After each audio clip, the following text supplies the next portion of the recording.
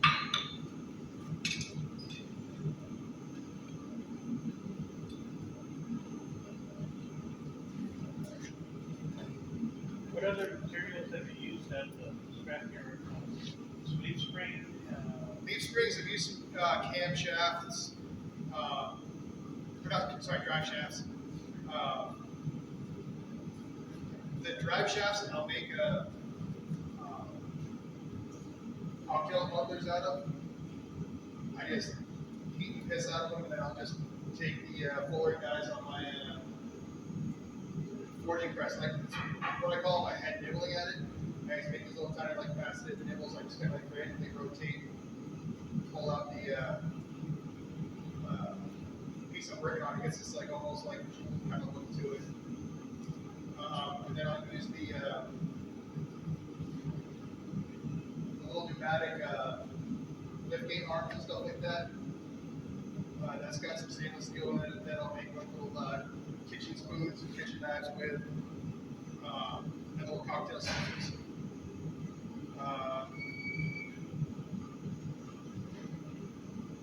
All manner of weird stuff, just for like weird tooling and stuff. There's no dedicated steel. Well, there's Santa Fe steel, but they don't really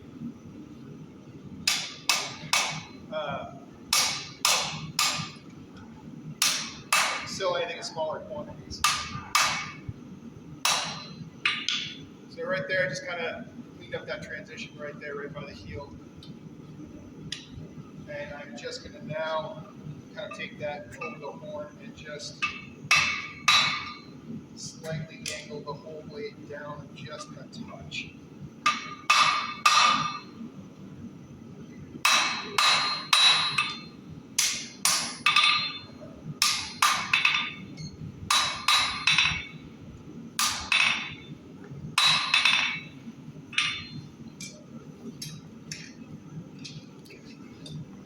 And in that way, that sets me up for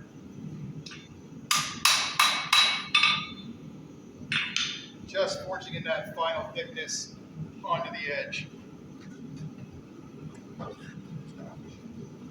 So how long was it before you made a knife? The hobby blacksmith went over into the professional chef world. It was 2 years before I sold my first knife. I gave a lot away to coworkers and stuff, and they were clunky as hell. I mean, they were basically like a point stick for a couple of years, and then getting the heat treat down was a big challenge. I'm also very lucky in the fact that I have a very good friend who just got her PhD in metallurgy.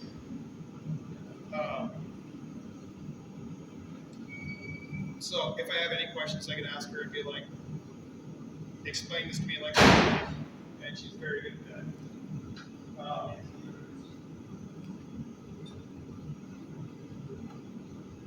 But her stuff, she's more like structural, and then some slight weapons grade stuff that I'm not allowed to know about.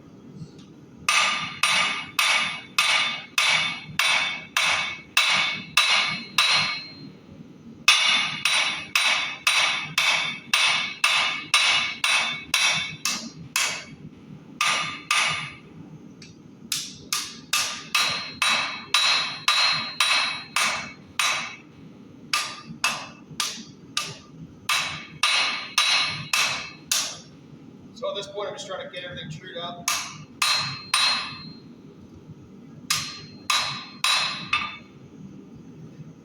Trying to get to about 90% of where I want to be. Just to save some time with the grinder.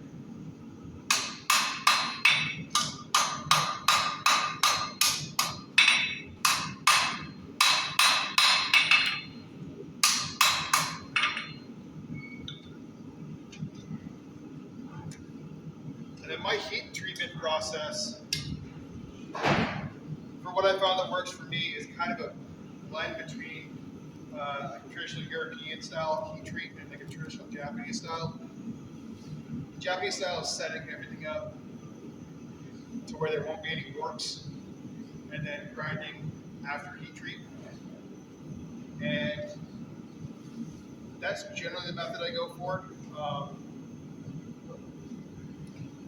But I will get like profiles and stuff grounded before I heat treat just to save some money on belts, because I go through about 600 sanding belts a year. So right now, I'm just gonna get this kind of cooled off so y'all can check it out before the heat treat process.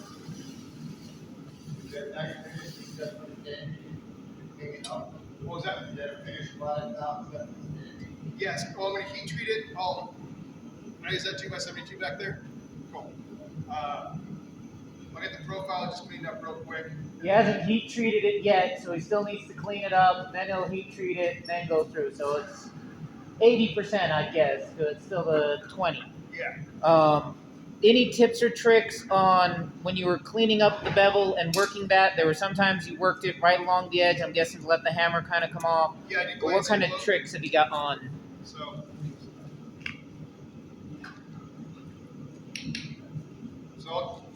I'll do some glancing blows, kind of coming down that way, while holding the knife at just a slight angle, probably 10 to 15 degrees. Is that where you like your sharp edges on your or? That's where I get it close enough, and then I'll come in and I'll refine it on the belt sander. Well, more on the anvil, where you get it to the edge. That's kind of sharp edge on the anvil to be able to do your glancing blows kind of thing, or. So I always cool it off. I just make sure it feels good in the hand. Make sure it's all pretty good and straight. Kind of look at where I need to go. What kind of grade do you want? What's that? Okay. But yeah. Pass that around. How big do you typically make that work? For something like that, I use it I leave it pretty thick at the spine, where the spine meets the shoulder there, and I'll taper it down. But for like, I did not know that was made by a fellow up in Michigan. Very good. But if I'm doing just like my normal production work, I'll use the kiss blocks on my pneumatic press, hydraulic press, and just get that to a consistent thickness before I start forging the tapers. But that usually, like a typical chef's knife, I get those down in 30 seconds, and then I'll have the tip at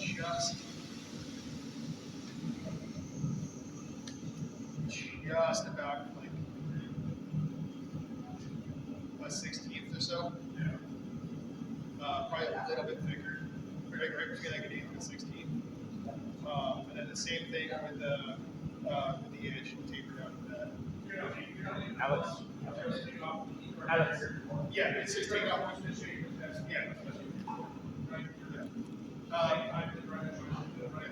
With the high carbon steels, a lot of times I will get it ground down a little bit, just because those the heat treat doesn't penetrate as well on those. It's not as thick.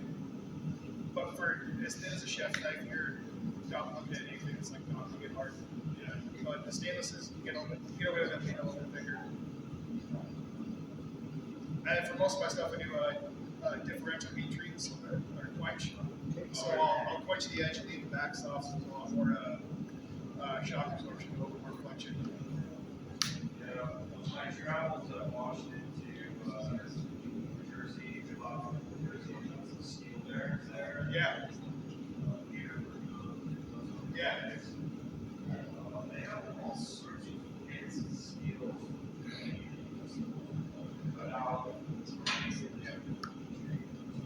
Yeah. I get all my steel from them, but I get it in thicker stock than I forge it out. I used to, yeah, that's where I get all my steel from. I was used to a place out of Chicago, and the Brunos cut into their business so bad that they just stopped carrying plate steel. What? What's the place in Utah?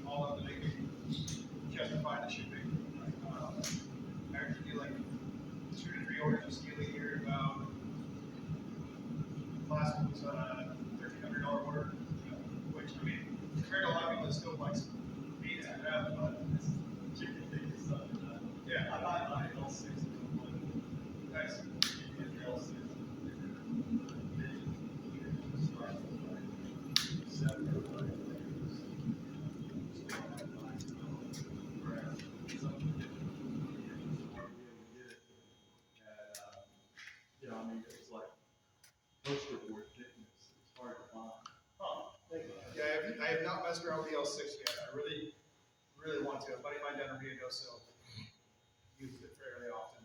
And he loves it. There's some that's the electronics industry uses, and it's 30% nickel and 70% just iron, so it's very hardly alloy, no alloy. But you get a lot of nickel, and if you mix it in with a little bit of 50, 20, you get a lot of definition because it's so high.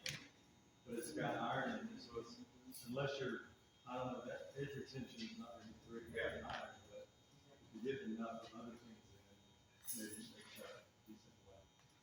Even with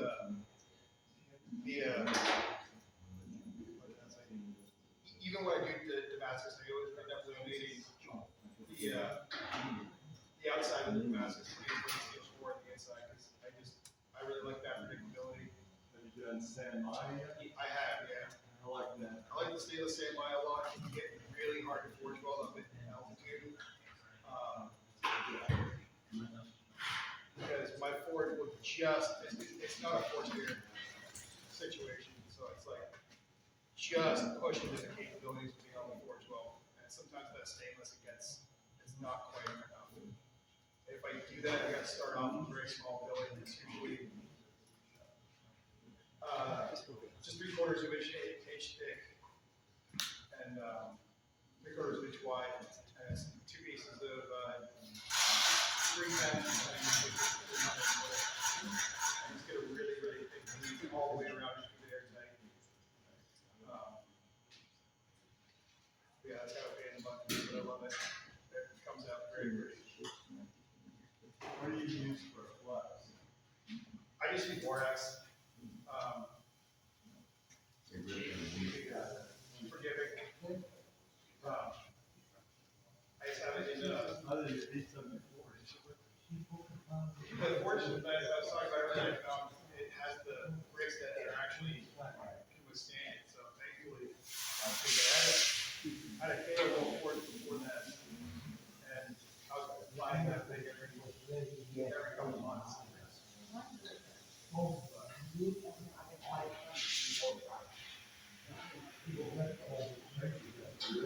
This quick, so I can go run out my truck and get it.